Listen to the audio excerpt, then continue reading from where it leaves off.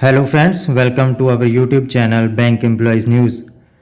We have a latest update on privatization. Cabinet clears amendments for privatization of general insurance firm.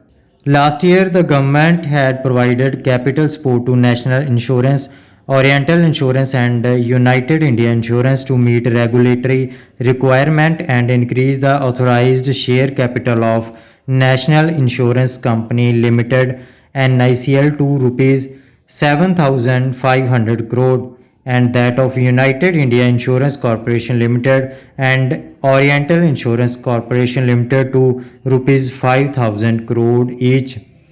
The cabinet has approved amendment to General Insurance Business Nationalization Act 1972, paving a way for privatization of one state-run general insurer.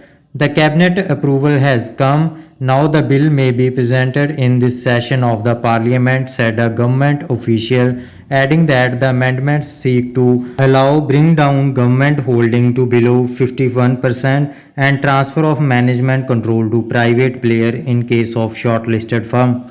In her budget speech this year, Finance Minister Nirmala Sitharaman had said that the government will take up two public sector banks and one general insurance company for privatization in financial year 22. At present, there are four state-run general insurance companies: NICL, NIACL, Oriental Insurance Company Limited, and United India Insurance Company Limited. According to reports, Niti Aayog, which was to recommend suitable candidate for privatization, have suggested the name of United India Insurance to the core group of secretaries on disinvestment headed by the Cabinet Secretary.